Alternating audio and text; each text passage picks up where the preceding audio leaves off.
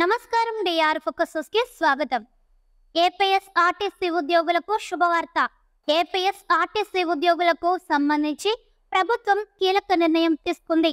RTC ప్రభుత్వంలో విలీనం కాకముందు అంటే 2019 డిసెంబర్ 31 వరకు ఆర్టీసీ ఉద్యోగులుగా అధికారులుగా ఉంటూ పదవీ విరమణ చేసిన వారికి ఓ సౌకర్యం ఉండేది.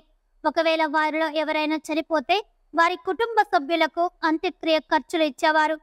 అయితే ఆ అంత్యక్రియ ఖర్చుల్ని ఇప్పుడు 15,000 రూపాయల నుంచి 25,000 రూపాయలకు పెంచుతూ నిర్ణయం తీసుకున్నారు.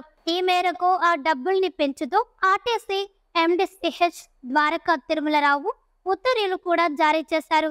తాజాగా తీసుకున్న ఈ నిర్ణయం 2022 జనవరి 1 నుంచి మరణించిన ఉద్యోగులకు వర్తిస్తుందని ఉత్తర్వులు పేర్కొన్నారు.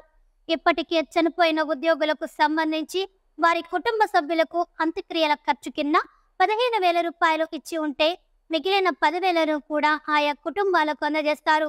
అంతేకాదు ఆర్టీసీలో అవుట్ సోర్సింగ్ కింద పనిచేస్తున్న ఉద్యోగులకు కూడా ఆర్టీసీ ఎండీ శుభవార్త చెప్పారు. మ్యాన్ పవర్ ఏజెన్సీలు, కాంట్రాక్టర్లు తప్పనిసరిగా ప్రమాద బీమా సదుపాయం కల్పించేలా ఆదేశించారు. దీనికి సంబంధించి కూడా ఆర్టీసీ ఎండీ ద్వారకా తిరుమలరావు ఉత్తర్వులు ఇచ్చారు. అవుట్ సోర్సింగ్ ఒక్కో ఉద్యోగికి 10 లక్షలకు తక్కువగా కాకుండా ప్రమాద బీమా పాలసీ కల్పించాలని ఉత్తర్వుల్లో ఎండీ పేర్కొన్నారు.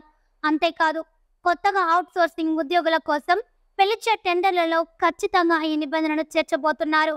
అలాగే ఇప్పటికే టెండర్ పొందిన కాంట్రాక్టర్ కూడా ఈ నిబంధనను అదనంగా చేర్చాలని ఆదేశించారు. మరోవైపు ఆర్టీసీలో పనిచేస్తున్న 7,300 మంది అవుట్ సోర్సింగ్ ఉద్యోగులకు సంబంధించి కాంట్రాక్ట్ విధానం రద్దు చేయాలనే డిమాండ్ వినిపిస్తోంది. ఆర్టీసీ యాజమాన్యం నేరుగా జీతాలు ఇచ్చేలా చూడాలని ఆర్టీసీ అవుట్ సోర్సింగ్ ఉద్యోగుల సంఘం కోరుతుంది. ఈ వీడియో కనుక మీకు నచ్చినట్లయితే లైక్ చేయండి. మరికొన్ని లేటెస్ట్ న్యూస్ కోసం మన ఛానల్ని సబ్స్క్రైబ్ చేసుకోండి. ఈ వీడియోపై మీ విలువైన అభిప్రాయాన్ని కామెంట్ రూపంలో తెలియజేయండి.